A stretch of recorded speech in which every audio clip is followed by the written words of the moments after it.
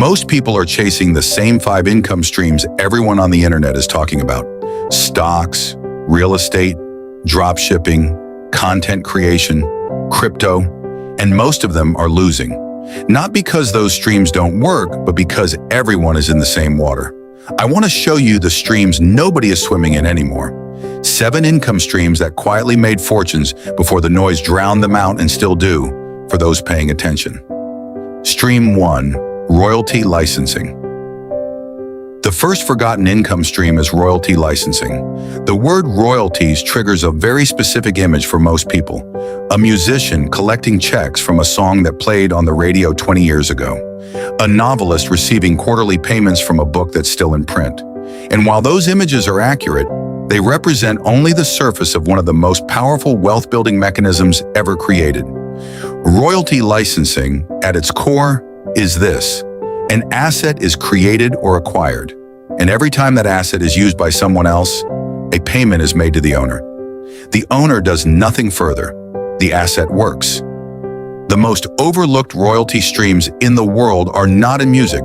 They are in industrial patents, specific manufacturing techniques, chemical formulations, mechanical processes, proprietary software logic, owned by private individuals who quietly collect licensing fees from companies using those processes every quarter. One mid-tier industrial patent, properly licensed to 3 or 4 manufacturers in a niche sector, can generate between $200,000 and $1.5 million annually, with no employees, no office, no customer service department. The asset was built or bought once. Everything after that is compounding. This is not theory. This is the operating model of some of the wealthiest and least visible people on the planet. Stream 2. Automated physical businesses. The second stream has been creating financial independence since before the internet existed, and it is still doing it today with almost no recognition. Automated physical businesses, laundromats, vending machine routes, automated car washes, ATM placement networks, parking lot operations. These businesses share one defining characteristic. Once they are established and operating correctly, they run without a human being present for the majority of their productive hours. A properly managed vending machine route 35 to 50 machines placed across commercial buildings, hospitals, schools, and industrial facilities generates between $400,000 and $700,000 in annual revenue. The machines operate 24 hours a day, 365 days a year. They do not call in sick. They do not require benefits. They do not have bad days. The operator restocks on a schedule, maintains the equipment, and collects the income. Laundromats follow identical logic. Once the location is secured and the equipment is installed, the business runs on the behavior of the surrounding population. People always need clean clothes. That need does not fluctuate with the stock market. What keeps most people away from these businesses is the same thing that makes them valuable. They are unglamorous. There is nothing exciting to post about. There is no narrative of disruption. There is only the quiet, reliable accumulation of income, week after week, month after month, year after year. Stream 3. Private lending. The third stream is perhaps the most deliberately overlooked, not because it is obscure, but because the people benefiting from it have very little incentive to discuss it publicly. Private lending. Most people operate under the assumption that lending money is a function reserved exclusively for banks and financial institutions. That assumption is incorrect, and it is an assumption that costs ordinary people extraordinary returns every single year.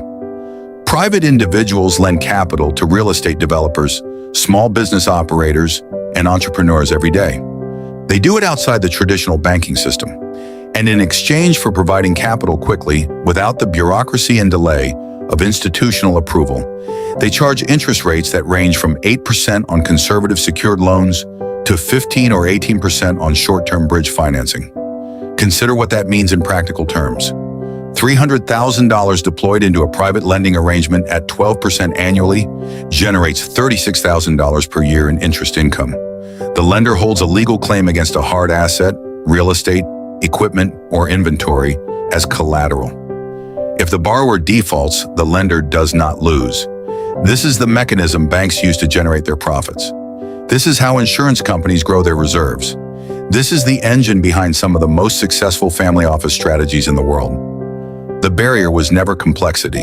The barrier was access to the knowledge that it was possible. Stream 4, self-storage facilities. The fourth stream is, by almost every measurable metric, one of the most resilient income-producing asset classes in the history of modern real estate: self-storage facilities. The self-storage industry generates over $44 billion in annual revenue in the United States alone. It has recorded positive returns through every recession since the 1970s, including 2008 and 2020. The demand drivers are not economic, they are behavioral. People accumulate possessions. They move, they downsize, they divorce, they inherit, they store. None of those human behaviors are dependent on the health of the economy. In fact, in economic downturns, storage demand frequently increases as people transition between living situations. From an operational standpoint, self-storage is among the lowest maintenance real estate classes available. There are no kitchens, no plumbing beyond the basics, no tenant cooking complaints at midnight. The units are concrete structures with doors. Management can be almost entirely automated with modern software and minimal on-site staffing. The most sophisticated operators have shifted focus away from expensive urban markets towards secondary cities and suburban corridors where land acquisition costs are lower, competition is thinner, and residential growth creates consistent organic demand. It is not a business that generates headlines, it generates income. And in the long run, that distinction matters far more. Stream 5, domain investing. The fifth stream sounds like a relic of the early internet. That perception is precisely what has kept it profitable for those who never stop paying attention. Domain name investing. A domain name is digital real estate in the most literal sense. It is a unique, finite, non-reproducible address. No two entities can occupy the same domain. And just like physical real estate in a high-demand location, the right domain name holds value, appreciates over time, and can be sold for multiples of its original acquisition cost. The historical record is not subtle. Voice.com sold for $30 million.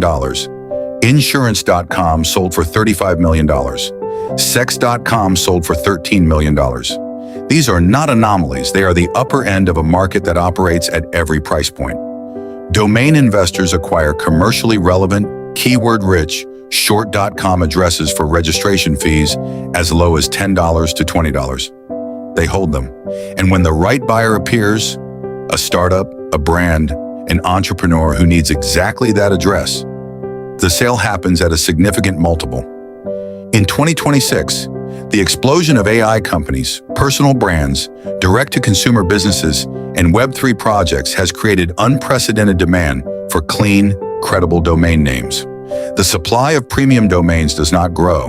The number of businesses requiring them does. Most people stopped looking at this market a decade ago. That is not a reason to ignore it. That is the reason to reconsider it. Stream 6, Memorial and Cemetery Land. The sixth stream is the one most people will skip past, and the ones who don't will find themselves looking at one of the most structurally sound income-generating businesses ever documented. Memorial and cemetery land. The discomfort is understood.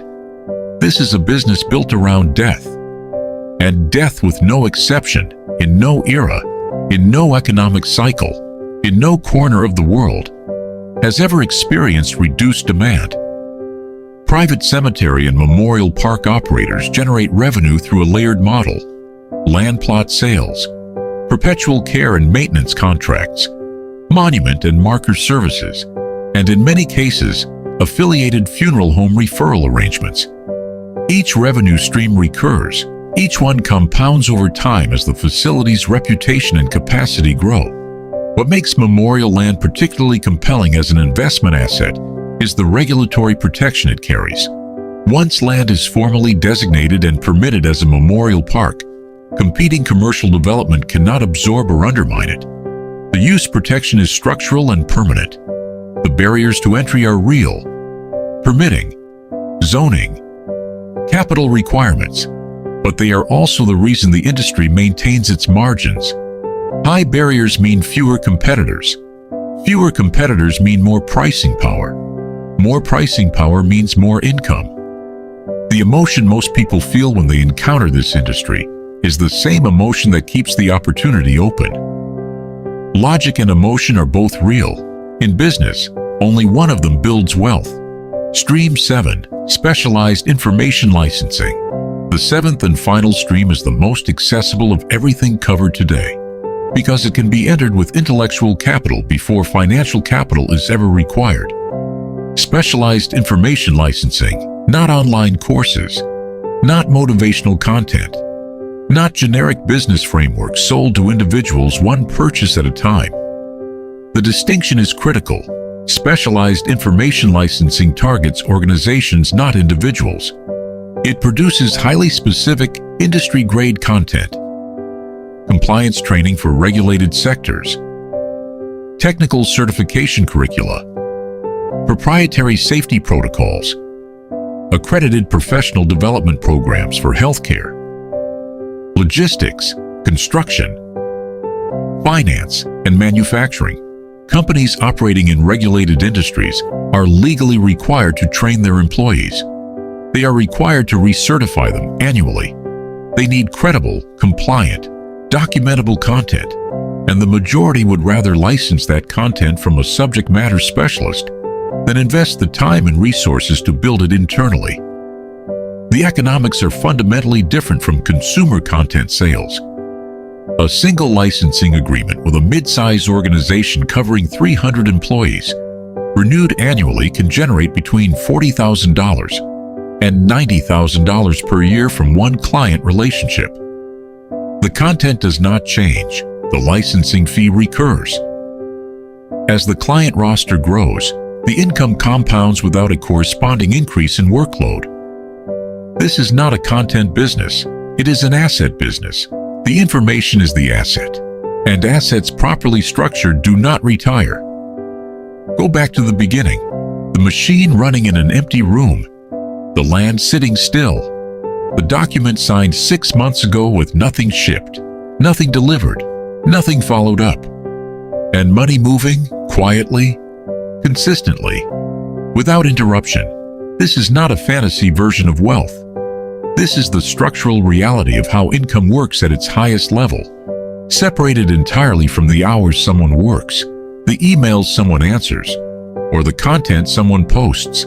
7 streams were examined today: royalty licensing, automated physical businesses, private lending, self-storage facilities, domain investing, memorial land, specialized information licensing. None of them are new. None of them are loud. None of them require a following, a personal brand, or a viral moment. They require one thing that has always been the true separator between those who build wealth and those who only read about it: the willingness to look seriously, patiently, and without needing it to be exciting at what is actually working. The streams are still running. The only question is whether anyone is paying attention. If this shifted your perspective, don't forget to subscribe to this channel. Like the video, drop a comment at the comment section, and share the video with someone who needs to hear it. See you in the next one.